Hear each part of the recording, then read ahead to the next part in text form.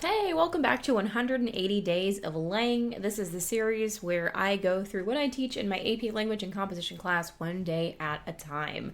We are on day 12 today, and two big things happening. We're wrapping up our readings for this unit and then starting the first, I call it an essay, baby essay, pre-essay, the first extended piece of writing students will do in the class and modify to suit your needs, but this is what I do for my students. So the topic of the writing is on the value and function of education in the United States. So the previous longer reading I had students do and annotate was Malala Yousafzai UN's speech. And then this one, these are excerpts from Thurgood Marshall's argument in the case of Supreme Court versus Brown versus Board of Education in 1953 that led to the desegregation of schools in the United States. So what I like about this particular article is that because it's a legal case, there's a lot of different types of evidence that he uses in these excerpts in particular. So the questions that I have to guide students, have them reconsider and review those important elements of rhetorical situation, especially exigence and context and the speaker himself. But then there's also going to be some questions in here guiding students to notice what types of evidence he uses at different points throughout the argument. So bringing everything together that we've done for this unit. So in many ways, this is a review or a spiral back to those essential skills that we've studied. And then students are going to take the conversation that we've been having about education and then help that support their thoughts on the longer writing piece. So earlier in the unit, students had just a little quick response to that prompt, what's the value or function of education in the United States?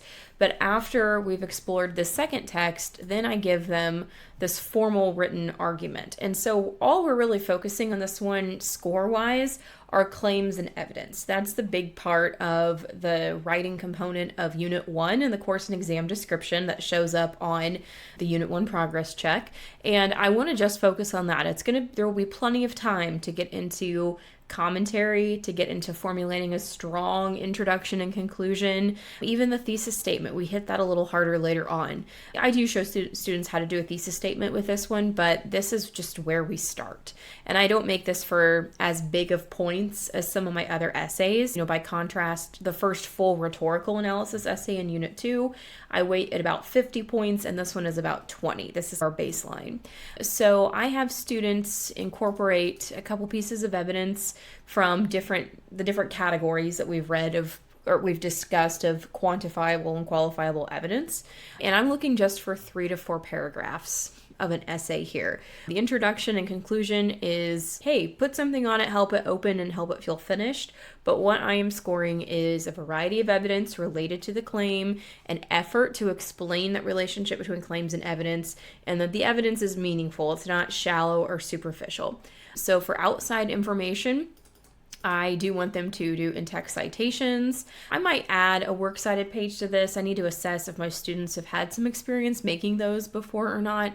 If not, we might do just like a quick lesson on that. I haven't decided, but you do you for that. And if you're using my resources, this is all edible as well. By the way, I haven't said this in a few videos, but if you are curious about where these things are, check the description of these videos because I have a link to the whole Unit 1 folder that has everything, all the daily lesson plans and all the materials, and then you can get that and use it in your classroom too. And I have that for every unit that you're going to see here throughout 180 days of Lang, or however many days you have. I know some of you teach this in 60-day semesters. I don't know how you guys do that, honestly, but more power to you.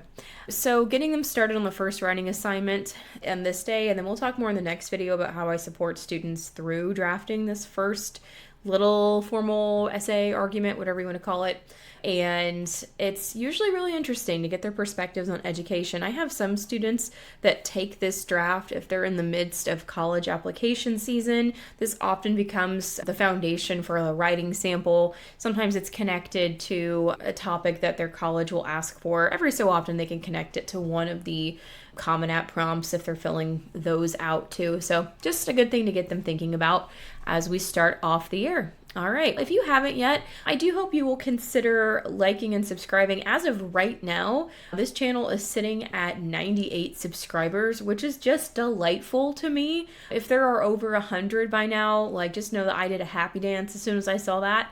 And I'm going to put this out here. I think if I can get to, this is so ambitious. It feels ambitious for me. If I can get 150 subscribers, I will do a classroom tour and I will do a video from there and show you what my classroom looks like, because that's been a wild ride to set that up this year. We've had some construction and I had 2 days to set up my classroom in a brand new school for me this year. But yeah, 150 subscribers and I will do a room tour. So if you haven't yet, subscribe to the channel. If you like these videos, give this one a, it helps other teachers find it, so they might benefit from this information as well. And I will see you in the next one.